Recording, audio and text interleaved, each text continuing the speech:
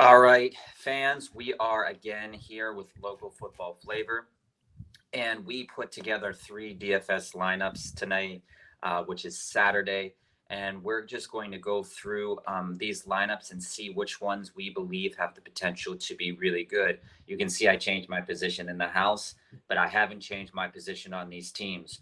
So join us today on Local Football Flavor, where we're breaking down our DFS lineups. Welcome to Local Football Flavor, where we talk to local fans to get the real information of what's going on with their team. Yeah, and welcome back, team players. We appreciate you watching us, our recap show of the lineups that we made here at DSF. Or DFS. Bob, I'm going to get that right eventually, just not today. But nonetheless, we went through three different lineup mentalities, with the first one here on the left being heavy wide receiver, and then the middle one being heavy running back, and the third one on the far right basically being heavy everywhere else. So of the three of them, Bob, which one are you most confident in and why? And let's just kind of walk through it. So, I mean, confidence here, it really, when it comes to what we're doing here, now we have to remind our fans here that we aren't in one of these pools that is like bajillion people, where the robot computers can just kind of spit out multiple entries and, you have the potential to win like $80,000, right?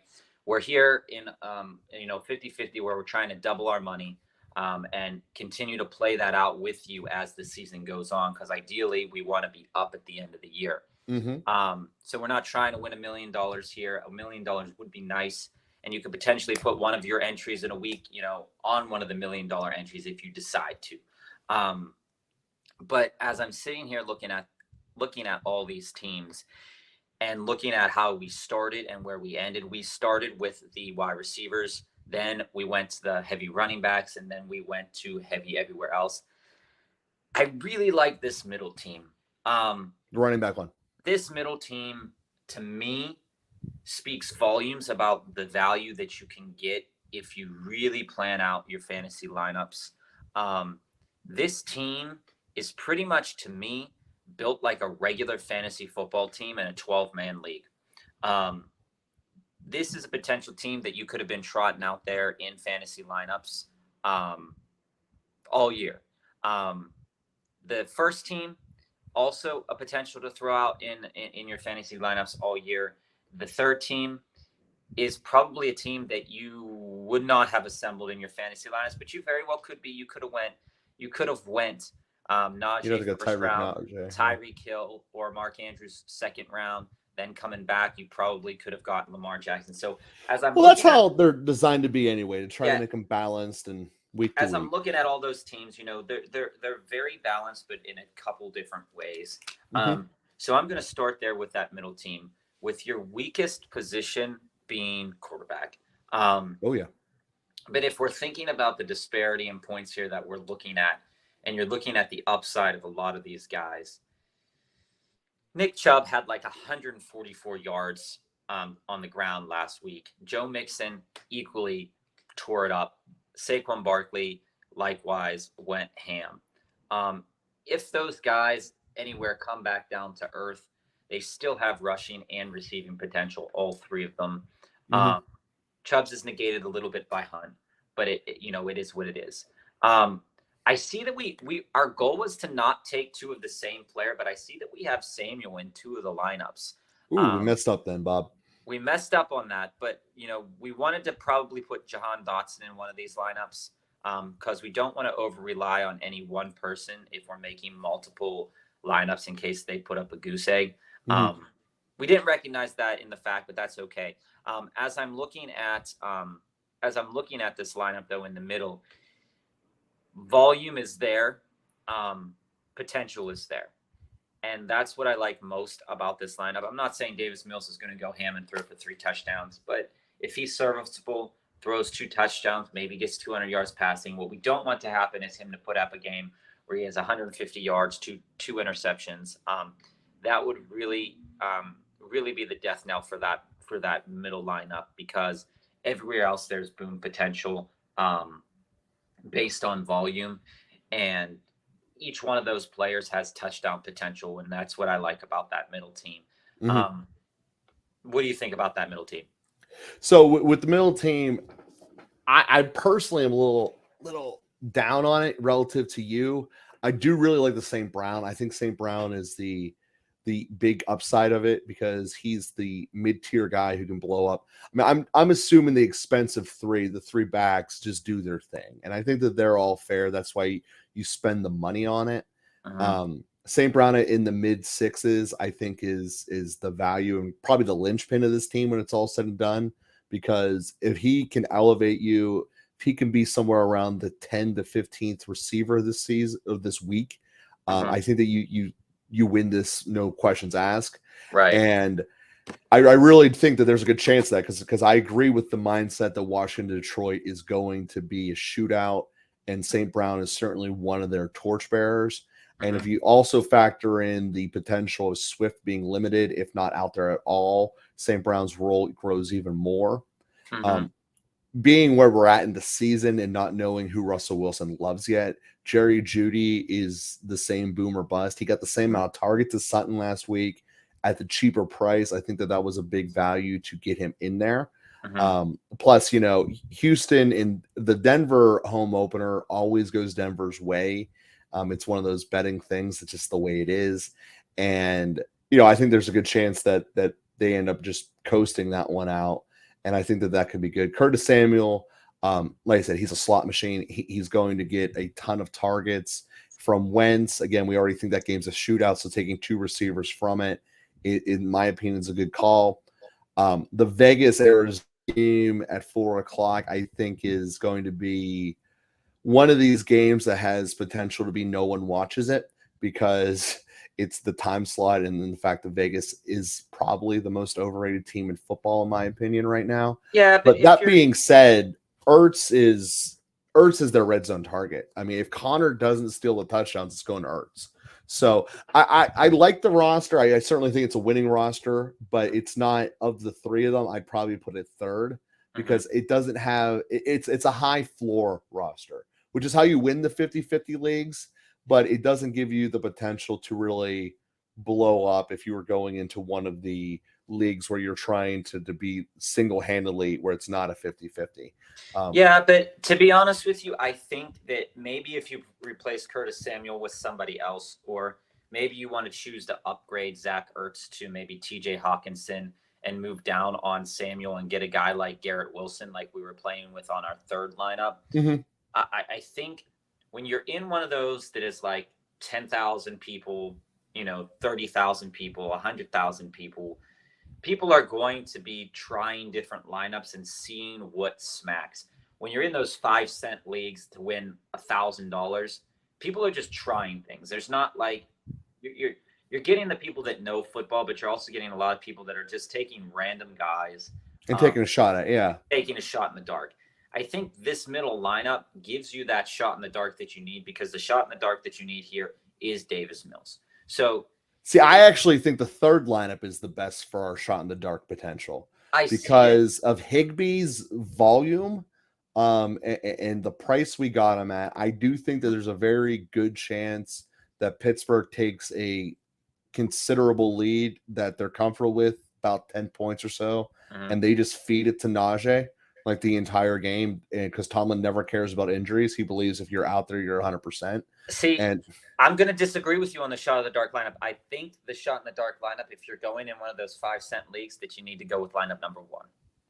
Well, lineup number one, you're scoring. Lineup number one gives positions. So you having three of the elite wide receivers is always a great starting point. The risk that I would push the third lineup versus the first lineup, even though the first lineup on paper looks incredibly strong, the third lineup, you're not going to have people copying. It's going to be less likely that you have ties by the same lineup, because the big stud over there, yes, is Tyreek Hill. But the rest of it is kind of middle of the tier. Most people try to cheat out on the defense. We went all out on that one. Lamar Jackson to Andrews is the double connection. and that's a big way to score it. I mean, if Andrews scores 2 touchdowns, your quarterback game is through the roof. And your third tier is still dependent upon the hope that Swift either gets his touchdown stolen from him or doesn't play at all. So, Yeah, like I said, the first lineup I think is your most consistent lineup going through. If you had one lineup to copy and paste that's the most matchup resistant lineup, I would certainly argue that it's the first one. Because its weakest part is the running backs, but the running backs are still the pass catching guys that tend to be more durable than the workload guys. Christian Kirk's the number one option on his team. Jamar Chase, number one option on his team. Debo's obviously number one, and so is Cup. And so we have 4 real life number one receivers, and a tight end who's in probably going to be the most targeted player on his team when you look at the fact that everyone has to take CD Lamb out. So I look at that and saying that from week to week, if this was my fantasy lineup, I would want my week to week lineup to most resemble number one, because I know I have number one real life receivers on their teams. And then Jacksonville's defense, I do believe when we sit down here again, we're rarely going to be able to get Jacksonville at the 3,000 range. They're a team that can put up some sacks, and sacks leads to good things for defenses. So here's the other thing that, if you're a person that's putting together a DFS lineup, which you most likely are, there's hundreds of thousands of people doing this, and we're just 2 guys that like football doing this, bringing it to you. It could very well be that, I feel like if you could build a lineup with those 3 wide receivers in DFS, you're in a really, really, really good position here. But what I really do think too is that if you go back and if we were to do this lineup again, knowing the value of Amon-Ra St. Brown at 6,900, if you take Cup out and you put Amon-Ra in his place, you keep ETN and Edmonds there, and you deal with Christian Kirk, you're getting back up into 8,000, and you could have taken a guy like Chubb and Mixon. And I think that you still have a good chance. And even if you didn't want to take out Kirk and you wanted to keep Kirk there, you could have upgraded ETN or Edmonds, or maybe you want to upgrade Mitchell Trubisky to a Lamar Jackson situation for you. See, I love Trubisky this week. I absolutely love him. I know I do, but for those people that are, Cooper Kupp seems to be the guy that every week he's going to put up 120, 140 yards. It doesn't seem like he misses. No. But it just, and I'm incredibly wrong about this, and I know it already, but there's just something about this week where a lineup built on 3 heavy wide receivers after the buildup from last week going into the year, where all of these wide receivers are boom, boom, boom, boom, boom. I just feel like it's a setup for something. I'm not saying that it's going to be a setup for failure, but it would a little bit scare me, especially if you're playing like in $100 league or something like that. In a $100 league, you're probably not listening to us. Absolutely. If you're in a $100 league, you probably know your stuff, and you bought a computer program. You bought a computer program, and your analytics are out the door. Again, we're 2 guys who like to watch football and watch the tape. I'm looking at Cooper Kupp, Jamar Chase, and Deebo Samuel, and I say to myself, that is my highest potential to get 30, 30, 30 at each one of those positions. Now, Edmonds and ETN, we're looking at them to get at least 15 points apiece, at least. I think it happens. I think this is the week that it could happen. But Trubisky in this situation is your guy that, Trubisky is a guy that in the past, he could go off for 3 touchdowns, 4 touchdowns. It has to be the right situation, and this could be the right situation for him this week. So, he also can give you a little bit of sneaky running yards too. Yeah, and I'm saying if you don't like a position in this lineup, in that first lineup, take Cooper Kupp away. He gives you the most money back for value here. Downgrade to a guy like Judy or Sutton or Amon-Ra St. Brown, a little less clear on what's going to happen there. but Amon-Ra feels like he can put up the same style of numbers that Cooper Kupp can, given the right situation. So if I'm not feeling confident about Trubisky, or I'm not feeling confident about Edmonds, or I'm not feeling confident about ETN, that gives me about $2,500 back. And upgrading Christian Kirk could be the move, because getting it from Travis Etienne, I'm only upgrading to a guy like Antonio Gibson, and the volume wasn't there for him last week. He did get a lot of good touches, but if you look back at it, you want to maybe upgrade to a guy that like you can get in Chubb or Mixon. Does he provide you with more potential? Probably. And then and that could be your flex position, and it looks like a good flex to do it with, and put in Amon-Ra or Sutton or Judy. Yeah, exactly. I mean, that's certainly a way of looking back at it. But like I said, you could have even done it. You could have even done it with Hill, right? You could have put Hill, Chase, Samuel. That gives you $1,700 extra dollars. And maybe you don't want to have Jacksonville as your defense. Maybe you want to upgrade to one of the 4,700. You wanted to keep it maybe at Cincinnati. That would give you $900, and then maybe you could have spent a little bit more at a different position, right? So looking back on it, 2020, you still have time to change it. You could make a late swap, whatever. But I think that first lineup, if there was any lineup that I would change, it would be that lineup. See, this is just different mindsets of attacking the game, man, and that's what makes this such a great sport. Is I first off, I like that we spend all the money. I always like that, but I like Cooper Kupp has the value of being the potential of being the highest scoring person every single week. And to me, and there's nothing wrong with that, right? There's absolutely nothing wrong with that. Like I said, that's why I fight for the wide receiver side. I believe in it strictly. But also, what I'm saying is, even if you wanted to play tiddlywinks here, you take Devontae Adams, who's the next wide receiver up at 8,800, and we could have plugged in Cincinnati's defense. I believe there would have been enough money to zero ourselves out there. No, Jacksonville was the cheapest defense. No. What I'm saying is, we take Cooper Kupp out, put Devontae Adams in, switch out Jacksonville for Cincinnati. Oh, I think Jacksonville's going to have a huge week. Right. Like I said when we were filming that episode, the Colts don't blow people out. There's a lot of ways to play that lineup. Oh, there is. If you're going for a big money league, that's what I'm saying. I'm not saying it for our league. I'm not saying it for the 50-50 league, but I'm saying if you're in a league where over 10,000, 20,000 people are going to have Cooper Kupp in their lineup. Mm-hmm. You know it. You know it's going to happen. Now, 20,000 people might have Devontae Adams in their lineup. And the idea here is you want to be that number one guy, because you've seen people. I know I saw on TikTok, one of the guys that runs a show that sports cars for backyard breaks, he ended up winning $112,000. Ended up having the Steelers defense was basically the MVP. Mm-hmm.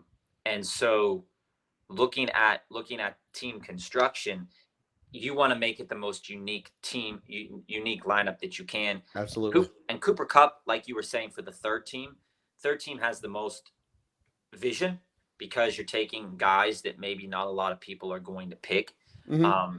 Cooper Kupp's going to be in a lot of lineups, and he could be the guy he could be the guy that leads you to the top of the lineups, and it's your other guys that are going to make that difference for you, right? Sure. And so you've got to make sure you've picked the guys that are the difference makers on the back end. Now, it could be that you decide to not go Cooper Kupp and you make up the difference somewhere else. There's a lot of different mindsets, like you said, to play out in DFS. Mm-hmm. Yeah, and like I said, we hope that this is entertaining for people. We hope that people who have watched this have gained some knowledge about ways to think about it and attack these types of leagues. I do think that each of these three are certainly going to be profitable for us. Again, in a 50-50 league, you just need to be above the other half. And just from a pure doing this long enough, I always recommend doing 50-50 leagues that only allow one entry. I actually recommend that for all leagues, regardless, because if it's just one entry, it tends to phase out the people who just mathematically can take every single combination. Because at the end of the day, I think that's cheating.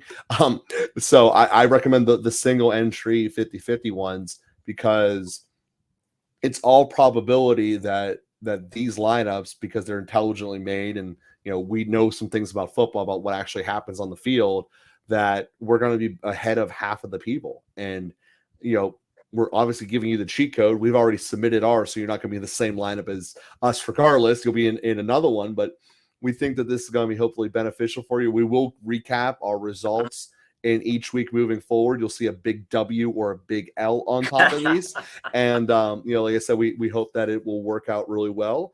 We hope that everyone out there benefits from this. And please click like and subscribe if you enjoyed the episode. Leave us some comments about where you wish we would have done something different, what you guys did that were different. Let us know, because we like having the engagement. We like talking to people, seeing where the mind's at of all of our team players out there who are liking and subscribing us. And here we are at Local Football Flavor. Yeah. Perfect. Well, we'll be with you next time, guys. And Joe, here's the thing. I mean, I know you're signing off here, but I think the audience wants to know here, and I think you already said it a little bit, is which one are you putting into a 25-cent league? Because if you're putting this on a 50-50 league, I think you got to join one of those 25-cent leagues and see what happens. Yeah. So the all, quite frankly, I can put them all three in, and we'll just put all three in and see what happens. Because the people want to know what happens. But if I had to guess today in all or nothing league like that, I would guess that the third one has the least crossover with itself, because the third one, we are making a couple of assumptions. We're making the assumption that the Lamar Jackson and Mark Andrews connection is on, that you have to get on that bus to match this lane. We're also making the assumption that the Najee injury isn't that bad, and that by itself will scare people off of Najee. Jamal Williams is making the same assumption, the reverse direction, assuming Swift's going to be messed up. Playing any of the Denver wide receiver game is scary, so we did that there. I'm the only person in America who likes Curtis Samuel, so there's probably not anyone else using him. Tyreek, people are going to have, but the diversity we already have, I think we're pretty good. And to me, the big wild card down there is the volume action of Tyler Higbee. So I think that due to the fact of what we were talking about, having variety and not being like everyone else, I think line 3 gives us the greatest potential of not being tied with other people. And like I said, I already think it's a winning lineup. I think that, but I think it's also very obvious that entire lineup comes down to Andrews touchdowns. If Andrews puts up 2 or more touchdowns, that lineup wins by default, because Lamar Jackson will go off by default. And the safest defensive bet, I think we took the 3 safest defenses in terms of when we look next week, what would defenses put the 3 most points. And you can see literally they're at each of the 3 price ranges. Highest one being the Steelers, lowest one being Jacksonville, and Cincinnati is essentially in the middle. I mean, they're 100 off from being perfectly in the middle. So I really do think those will be the 3 best, even though it's probable that I actually am on a parlay of all 3 of those games on the money line. But I do think of the 3 on the money line, betting them outright, Jacksonville's the least likely to win. But that being said, the Colts don't blow people out even when they do win. And without Pittman there, I think that the net result will be something like a stupid 17-point game that most people don't want to watch. It'll be low scoring in Jacksonville. That's kind of the formula of how that team is built. They're going to get some sacks. And the entire question comes down to how many touchdowns does Jonathan Taylor score? Because if he's kept out of the end zone, it's not an issue. He probably gets a ton of yards, but no points, and that's how you win defenses. It could be a 9-7 game where you have Jonathan Taylor going off for 180 yards, but he doesn't make it in the end zone because they end up stopping him in the end. And you might get a touchdown from like Mo Alley Cox or something like that, where it's like totally ludicrous that you spent all that money on Jonathan Taylor to do something like that. And I think Taylor will get his yards. Jacksonville is a very bend but don't break defense. But again, when you're talking about yards there, when, like we said, looking at a potential for yards boom and touchdown boom, I think we took some guys there that you're right, that are little under the radar. You're probably not stacking Saquon, Chubb, and Mixon in a lot of leagues. I just don't think a lot of people are doing that. I also don't think that a lot of people are taking Christian Kirk at the value that he is there, because $400 more, you go to Amon-Ra, $200 down, you go to Jerry Jeudy. The middle lineup really works if Ertz and Mills hit. If Ertz hits, I think that lineup could be, like I said, I think that's my favorite one, and I think it could be the best one. But out of if you're wanting quarterback play, Davis Mills is probably not the guy you're looking at. But they also could be getting blown out, and he's chucking it the whole game. I mean, he put up decent fantasy points last year doing that. And that's to say the same for Goff. If that game could get gross, he might throw like 2 or 3 interceptions, might not. Jared Goff is another potential guy in the same price range as Davis Mills. I think he's like 6,900. I just don't see that Detroit game going like that. Like last week, Detroit was behind a lot. I think they were down by 17 at halftime, and then they just fought their way back. Mm-hmm. I see the Washington-Detroit game being more of a blow for blow. Neither one of them really get away, but they both end up putting up. I would take the over in that game. I'm looking at this right here, we only have a couple games that we went after. Yeah, well, that's how fantasy tends to go. We only went after the Jacksonville Indy game, Dallas Cincinnati, Seattle San Francisco, Rams Atlanta, Miami Baltimore. We're heavy on. Steelers New England, Houston Denver, Washington Detroit. I think the game we're heaviest on though is Washington and Detroit though. I think Miami Baltimore we're heavy on too, because we have. But we're definitely heavy on that too. Yeah. Hill, Andrews, Lamar, and Edmonds. But there's a lot of games. Because that's the thing with Baltimore. Baltimore is one of those teams that they love beating teams by 50. There are a lot of coaches in the NFL that just want to keep it mellow and just be like Tomlin's one of these guys. He doesn't try to embarrass anyone with the exception of the Cleveland Browns, and I'm not sure why, but the rest of the league, he doesn't try to embarrass. Cincinnati, the first time they ever could, they went all in on that, and it's going to bite them. But Baltimore has never had a problem with blowing you out and blowing out with some more. And New England's the same way. They're just not capable of doing that this year. So at the end of the day, I really do think that, we're going to get a lot of good action here. I do think that I think that it's going to be surprising to people, but the biggest margin of victory when we show up here next week is probably Cincinnati. I don't really see a way where Dallas scores on them. And I see that being a game where game script, the only way that could really derail are either one of our lineups here, especially the wide receiver one, is if Cincinnati's defense scores a touchdown, the middle the middle one wins for sure because Mixon gets 1,000 yards. Mixon could potentially be the steal of all of the picks here, even though he's at 83, because Cincinnati is probably going to blow them out early and then sit on the clock in the second half. And I'm just assuming the blow them out early involves Chase a lot. That's a pretty safe assumption, but it's how I would go about it. So that's where I'm at looking at it. And that's true. If the biggest margin of victory is the Cincinnati game, we've got the 4 players from that game that are going to be featured the most. You have Jamar Chase, who could potentially be in that early. I mean, you could probably see him on like by the end of the second quarter, he probably is going to have like 8 receptions, 120 yards, and maybe a touchdown. And you might not see him the rest of the game. Dalton Schultz, you're going to see the whole game. I mean, he's probably going to be targeted like, I'd say at least 8 to 12 times. Yeah, that's going to be awesome. Just he might not get anything. He might not be super productive, but I see it as one of those. What was their tight end a couple years ago? Witten. Witten, yeah. I could see it like one of those Witten games where Witten will had, like 6 receptions, 85 yards, and maybe a touchdown, but he would have like a lot of receptions and he would like be going nowhere.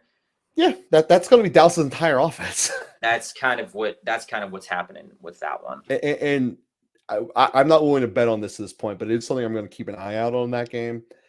do they start using Pollard a little bit more? See, the thing with all these teams saying we're going to use two running backs on the field, it sounds really great in preseason of week one, but the practice never works out because your primary running back in the NFL needs to get a blow.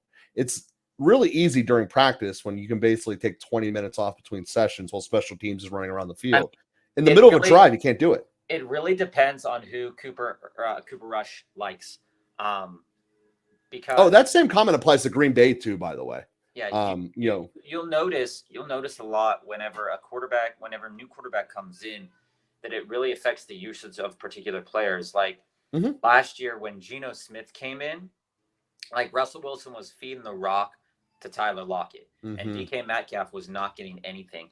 And then all of a sudden, Geno Smith was like, "Hey, I have DK Metcalf. Awesome, right? Yeah. Like this is great." And the same thing goes with a lot of other teams. When a new quarterback comes in, they like somebody better. We don't know what Cooper Rush is going to do because we don't really know who he is as a quarterback. But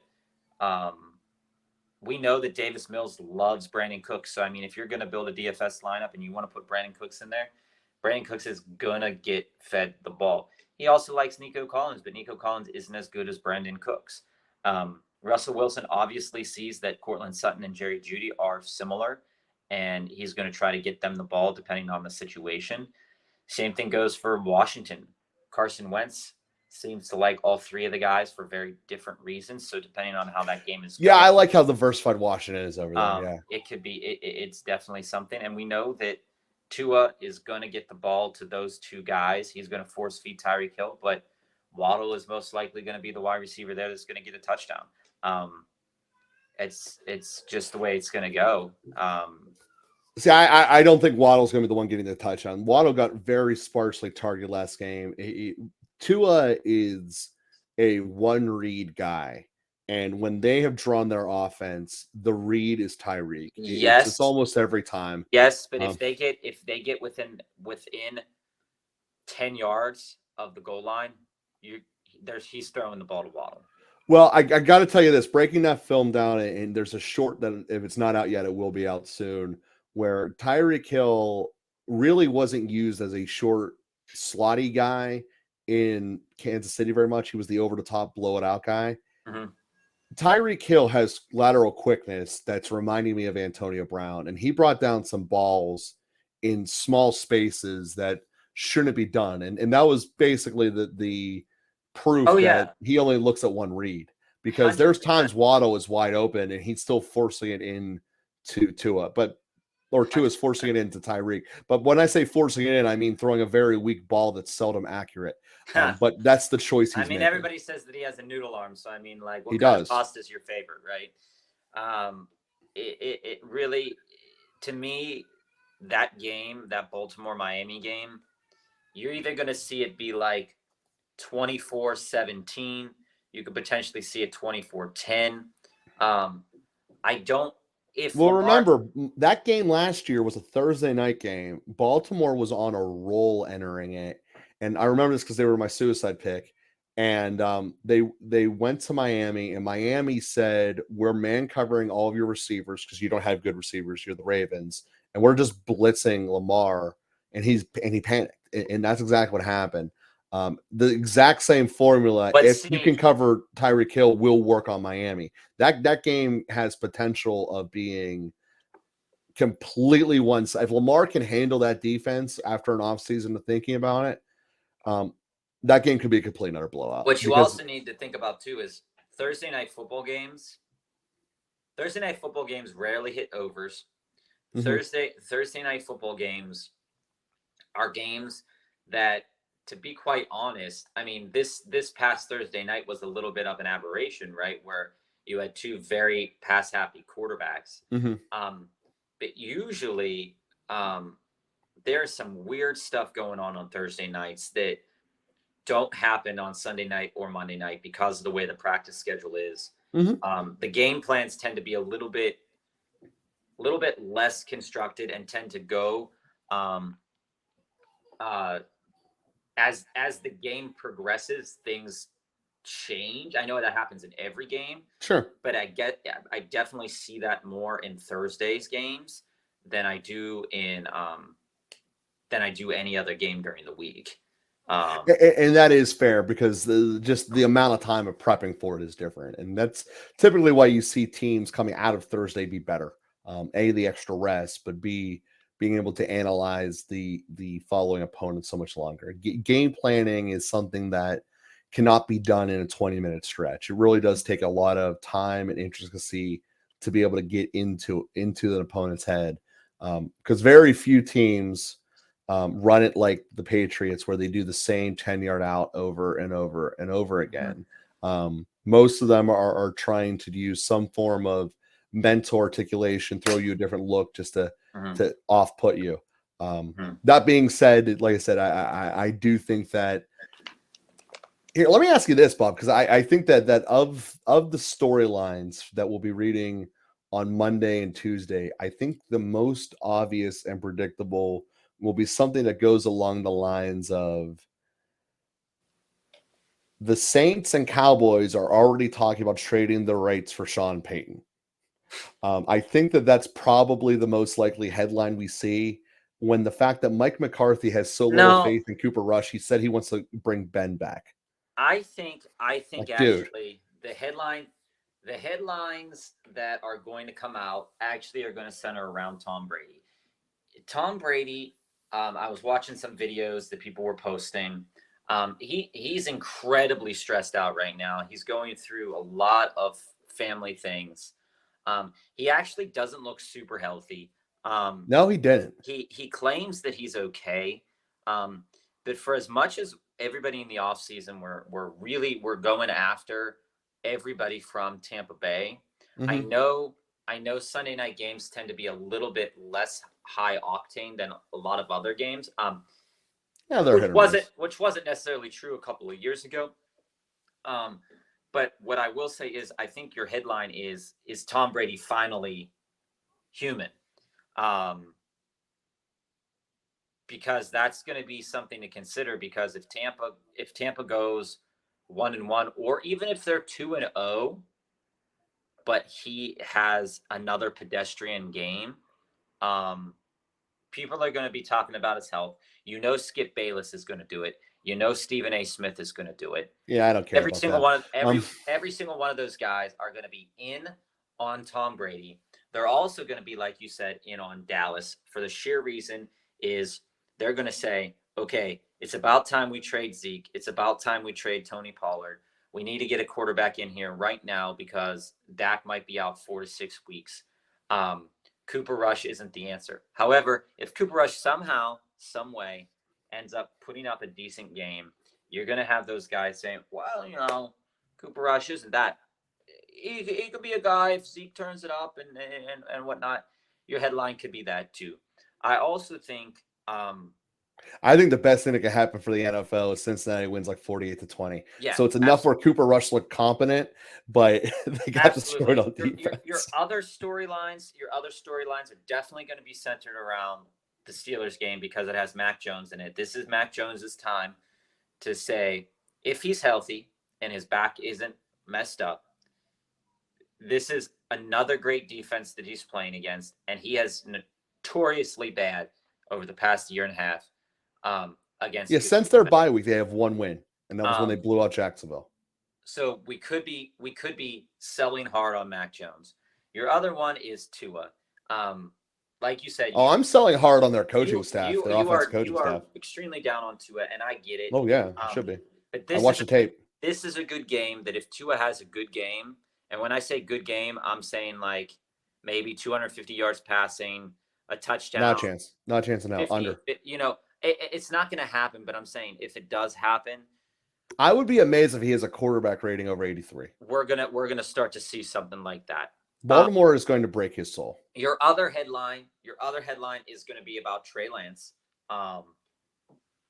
We're going to start seeing. I know we don't trade quarterbacks, at the beginning of the season like this. However, if Cooper Rush sucks really, really hard, and Trey Lance does really, really good, Skip Bayless is going to be calling for Jimmy Garoppolo to go to Dallas, and he's going to be so ostentatious about it that it's going to end up everywhere. Your other headline probably going to be Matt Stafford if the Rams come out cold. And Matt Stafford. That's the least I'm worried. I'm Doesn't- not worried about the Rams at all. I'm not worried about him, but I'm saying that's another potential headline. If he comes out cold and they just won the Super Bowl and they start out the season 1-1 or 0-2, dare I say. Again, I don't think this is going to affect the DFS lineup because we're just looking at Cooper Kupp here. We're just looking at this week, so yeah. I think you're looking at something there. That's another potential headline. And without a shadow of a doubt, the other potential headline is going to be anything that has to deal with the New York Giants. If Brian Daboll goes 2-0 and Saquon Barkley, there's a strong chance he does. And Saquon Barkley puts up another 30-burger, they're going to be talking about New York as a potential playoff contender in the NFC East, particularly with... Oh, dude, that whole division could be 2-0 and the Cowboys could be 0-2. Oh, that would be awesome. I'm not rooting for that. I didn't even think of that a possibility until right now. I'm so rooting for that. That's a potential headline. And that's going to be one of those headlines that I think is going to go into the next couple of weeks, because once that division, like we talked about earlier and in other podcasts and other shorts and things, is the Giants, there is really no faith in the Giants, and the Giants' success hinges on Saquon Barkley. Mm-hmm. If Saquon Barkley can continue to be his amazing, productive self that we saw in this game, that is going to be that. Well, I can tell you that was a different Giants team in the second half than the first half. Schematically, they were different, but they were blowing people off the ball offensively in a way that was not happening in the first half. And they did shut down Derrick Henry. Derrick Henry had like 85 yards or something like that. Yeah, and they committed to that. And there have been many years where the Giants knew exactly what was going to happen to them and they couldn't do anything about it. That clearly is not the case anymore, because you look at the Titans, there's one thing you have to shut down, just no one could ever do it, which was the Henry Express, and they stopped it.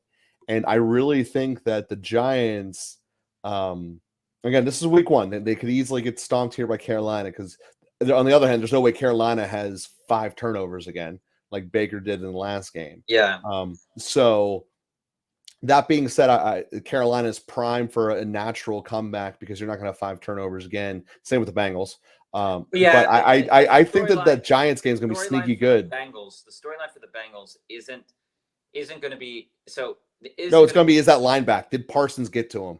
Is the line back? Is the line going to be able to do something there? That's the storyline there. I think as you look at the other games that we didn't pick from. Yeah, if Dallas wins that game, it's because of Mike Parsons, by the way. I'm 100% sure that'll be the case. If you look at the other games that are on the slate, you have, what is it? Tennessee, Buffalo. That's gonna be gross. Buffalo will destroy them. You have Vikings, Eagles. That's going to be a very good game.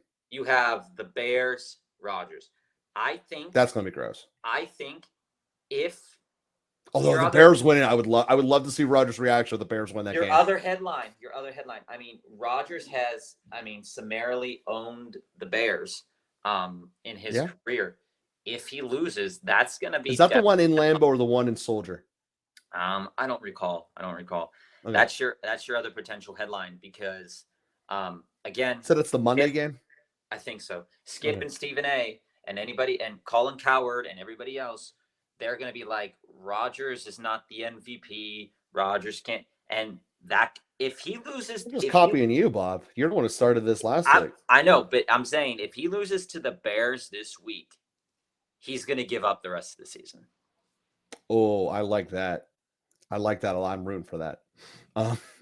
So the two things I'm rooting for, because he has nothing to play. He has nothing. The Bears and then the NFC East to be 2-0 and Dallas 0-2. I think those are my hopes of the week. And Rodgers to be 0-2.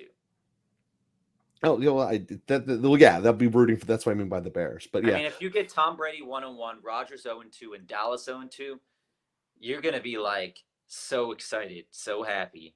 it could be good. Not to mention the Steelers on pace to going 4-0. Not going to get past my skis past that, but 4-0 I think is probable now for the Steelers lineup But because you I have have no a faith in lot of Cleveland. you would have a lot of framework changes with how these DFS lineups are going to pay out money wise next week, if those games go into that nature. And you're also, I mean, Oh yeah, Saquon won't be under 9,000 again. he if he goes off again for at least 20, he's going to be topping out at 10. And you're going to have Saquon and Jonathan Taylor probably at 10-1, 10-2. You're going to really work the middle class. Cup is, if he goes off again, he's probably going to go to 10 as well. Mm-hmm. Chase, this is likewise the only other time you're probably going to see him under 9,000. Mm-hmm. This is the only time you're going to see Debo at 8,000. I really think. We will not be able to build this lineup next week, either the first one or the second one. This lineup won't happen, especially that Judy Sutton. One of them is going to go over 7,000 this next week, and the other one's going down to 52. Amon-Ra is going up past 7,000 this week, barring any injuries, of course. Mm-hmm. Well, they're injured. It don't matter. It's coming back in. You're probably. I mean, if you do one for the 4:00 games, which we didn't do, and we could have very well did a 4:00 game one. Oh, 4:00 games are in this. We got Arizona in here. Okay. So 4:00 games next week. I don't. You're looking at Chiefs are back in, so Mahomes is probably going to be at 1150. Mahomes abused. You're probably going to look at Herbert be at 11.5 or maybe even 12.5 too. Dude, if they keep Trubisky at 65, I might just keep him all year. It's definitely going to change the framework. Depending, Tom Brady, if he doesn't do well, he's going to drop, which could be a potential value going. See, forward. I don't think the Tom Brady stuff is really warranted because it wasn't that he was missing passes last week. It was they were trying to force the running game a little bit, especially once they were up by 2 scores. And there were a lot of third downs that just fizzled out. That's just based off of. There were some drops. That's just based off of what people have been saying, because if we're looking at Tom Brady as what we have seen him in the past, the team didn't play up to the standards, and so it's also week one. I mean, that's relatively pedestrian. So I'm not saying I'm saying that's a potential storyline. If he goes and he does that again, people aren't going to be as high on Tampa Bay anymore. Yeah, but he was always in control of that game. That's the one thing there's never a doubt about that. But I'm saying from a fantasy perspective, from a fantasy perspective, there's legitimate questions because he is clearly at the point where, he's clearly at the point where he can just, hand it off. If he can hand it off and win, he's at the point where he'll do that. Yeah. This is John Elway giving the ball to Terrell Davis. This is just get me there, and then when we're in the playoffs, I'll do some stuff. Yeah. But until then. Crazy, get me there. Crazy stat. If you're thinking about like legendary quarterbacks, crazy stat. Troy Aikman, I just found this out, and somebody posted on TikTok, and I looked it up myself, and I'm like, he never passed for over 20 touchdowns, but once in his career.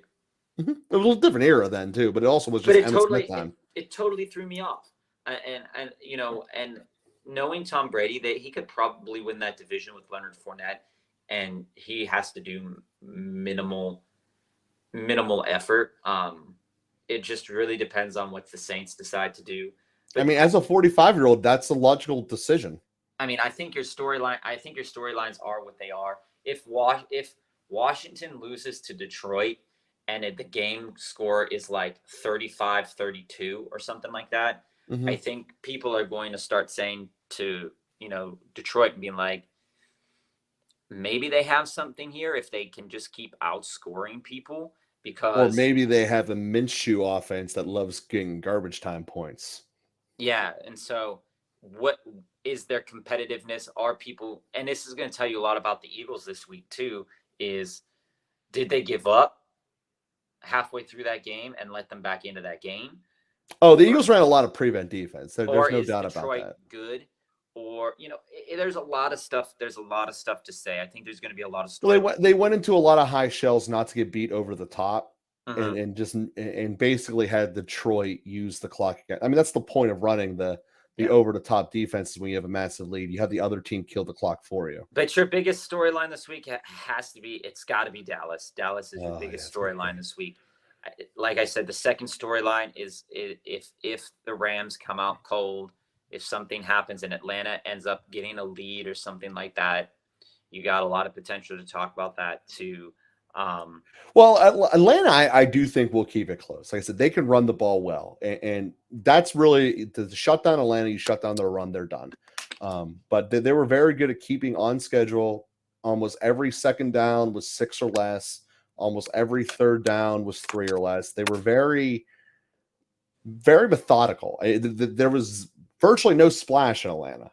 Every once in a while, Patterson got loose, but it was mostly just, okay, we're content with 4 yards. We're content with 4 yards. Yeah, but what I'm saying, which works, though, is if Atlanta stays in that game, which I personally don't feel that they will. I don't think they will either. If Atlanta, you ain't run on Aaron Donald.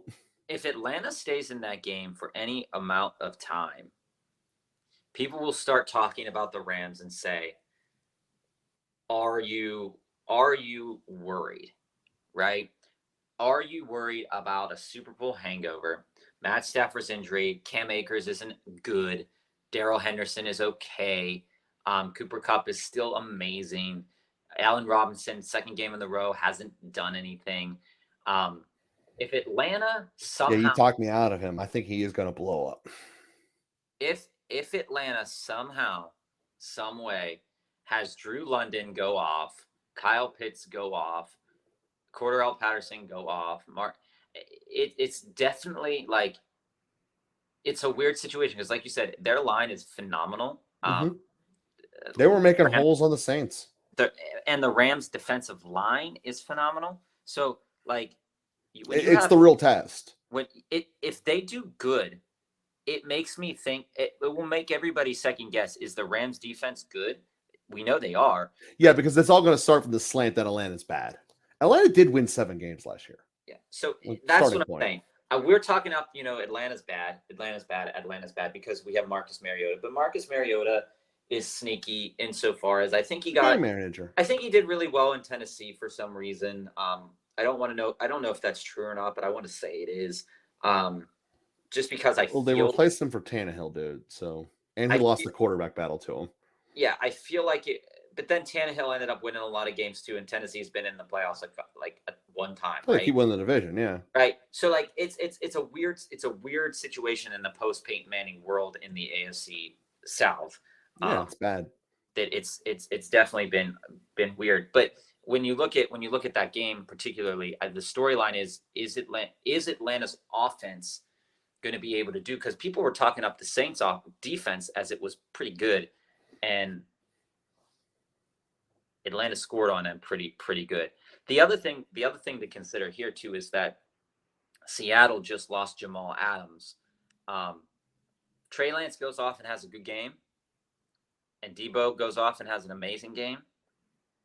There's definitely a shift in the balance of power in the West, in the NFC West at least, because that's where the Rams are. If you have Kyler Murray lay another goose egg against Vegas, well, the beta is out, as you said. I mean, when we were talking earlier in the season about the Niners, if San Francisco ends up having a good game this week against if Trey Lance ends up having a great game against a beat down Seattle secondary, he's going to all of a sudden get confidence that he didn't have last week because of the rain. Confidence does not equal accuracy. You need to point that out. It doesn't, but confidence is what gives you the ability to throw that deep ball that normally you didn't. Confidence does not make you more accurate. You either have good footwork or you don't. Right, it doesn't. But as we talked about with San Francisco, with read progressions and all of this stuff, in the rain, it's hard to make read progressions. In a driving storm, it's hard to do those things. It's hard to be accurate. So we don't really have a good look at Trey Lance. This is going to be our first good look at Trey Lance against a very bad defense. This is my end prediction for the season for the Niners. Garoppolo will have more wins as a Niner than Lance. entering into next season, Garoppolo will leave, and they will be in a worse position than Green Bay is with Jordan Love because they will know he is bad, and it will end up looking like Fields is the one they should have taken because Fields will take a step forward. And I really believe that's going to be the case. They're going to go to Jimmy and they're going to destroy themselves internally because you can't have a guy who took you to the NFC Championship and sit him down for a guy who is less accurate than Lamar Jackson. You just can't do it. Your team will implode. I mean, I know you're saying that right now based off of the game you saw and based upon probably based upon every throw I've seen him. Trey Lance is not a consistently accurate quarterback. But Garoppolo is. When you said I get it, and I like Garoppolo better than Lance too. But when it comes down to storylines, if Trey Lance can somehow show some degree of accuracy in this game and build confidence. Oh, if he can, it changes all of it. I just don't believe he will. This switches the script in the NFC West because the NFC West is Rams repeat. I think the story that's going to happen is the NFC West is nowhere near as good as we thought it was. I think that's the end result that's going to come out of it. The NFC North is better than the NFC West, and I think that will be the end of the day result. And the NFC East might be secretly decent. I think that's the question mark. Again, they're going to cannibalize themselves like they do every year. Yeah, but if you're beating other teams, which they never used to do, that's how you get to secretly decent. And then who knows? Maybe in 3 years you'll have a kid win the Heisman out of your school. Secretly decent Pitt. Maybe. Well, they didn't do that either. They just act like he did because he got drafted by the Steelers. I mean, we're not talking college football on this Saturday, but no, we're not.